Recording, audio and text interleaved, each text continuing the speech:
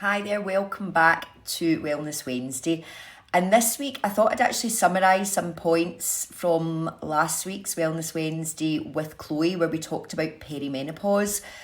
I thought it would be an idea just to kind of summarise some of the points, follow up on some of them, and I also thought it might be helpful for me to talk about my own experience and maybe make some recommendations. I am by no means an expert, and I certainly don't have it all sussed out. However, I have made some lifestyle changes that I've found have helped me navigate the journey a lot easier, and certainly have improved my energy levels, the way I feel about myself, and yeah, I thought it'd just be quite nice to share. It's always nice to listen to somebody else's experience because it makes you realise that you're not going crazy.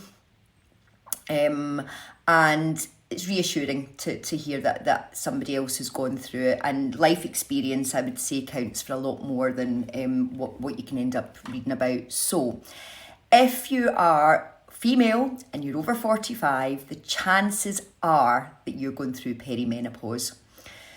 51 is the average age of women in the UK to have menopause, and perimenopause can start 5 to 10 years before that. So it's safe to say if you're over 45, it's more than likely you're going through it. Some people obviously go through it a lot earlier for different reasons, but as if we take an average, if you're over 45 and you're not feeling yourself, the chances are you've got perimenopause. And there's over 50 different symptoms. Everybody varies. You talk to people and people experience all sorts of strange things. For me, it was really bad periods, horrendous periods, low energy levels that I'd never known before, and extreme fatigue. The brain fog was unbearable. I would forget words, sometimes I still do. I was never able to finish a sentence. And I kept losing things. So I would spend all day walking from one room to the next looking for keys, for example. One day even found my mobile phone in the fridge. Go figure. Weight gain, that goes without saying. The worst thing was probably the crippling anxiety that I had, and especially when I was driving. One of my friends experienced it firsthand as I decided to put the brakes on in the outside lane of a motorway as I was overtaking a lorry because I took a full-on panic attack, and it was actually that friend that convinced me I was going through perimenopause because I thought I was too young to be going through it and was not quite ready to admit it yet. There's obviously things like the rage you get, irrational rage. Joint pain was another one for me, and my immune system was really low. I think I had COVID 3 times in the space of a year. So the struggle is real. Don't give in to it. And as Chloe touched on last week, I think it's all very well to acknowledge it, but don't blame the hormones. There are changes you can make. There are things you can do to make your life a heck of a lot easier. And my first piece of advice would be to keep some sort of diary or journal on your symptoms. If you look for Louise Newson's Balance app, that's amazing. There's a part in there that you can actually go and record your symptoms over the course of, a few months, which means you can then take that to a doctor and show them the different things that you're going through. Because sometimes it's really hard to keep track of what's going on, especially when your memory's failing you. So I would recommend you do that. I would also recommend that you tell your doctor what you need. Don't ask. I think that's a big mistake a lot of women make, is that they go to their GP and they ask the GP what they think. Now, you know your body way better than any GP does. And if you're not careful, you can end up on a cocktail of antidepressants and painkillers treating your symptoms rather than treating the root cause. And everybody's different. But for me and from my experience, I would absolutely recommend HRT because for me, it's been life-changing and it's helped make things a lot easier.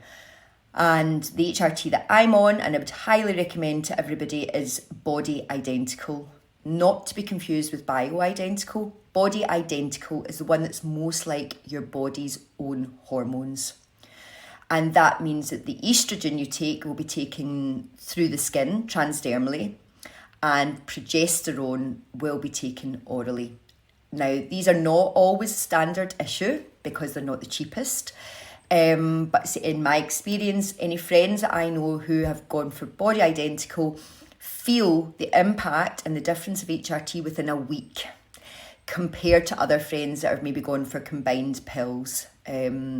It's worth mentioning estrogen taken transdermally means that there's less chance of a blood clot, less chance of breast cancer. So that's reassuring. I would also say that the sooner you take HRT, the better. I know it's not for everybody, but I would recommend that because there is research now to show and to prove that there is a link with hormones or lack of hormones and dementia. So HRT can help prevent dementia, and that has been proven recently. It can also prevent osteoporosis, Alzheimer's and heart disease. So there's a lot of reasons to take it. However, don't expect it to fix everything. You do need to make lifestyle changes. And I'll come on here and I'll talk over the next few weeks, I think, about different changes I've made. You do need to reassess your diet. You do need to think about your alcohol consumption. Look at your gut health. Get more sleep. Manage your stress levels. Exercise and movement's what helps me with stress. And as I've said before, through making these changes, I have way more energy than I've had throughout my 30s and my 40s. Now, don't give in to it. Don't lose faith. Don't blame it on the hormones. Make the changes. Look at your lifestyle and see what you can do to make your life easier. I have got a couple of blog articles on diet for managing or balancing hormones.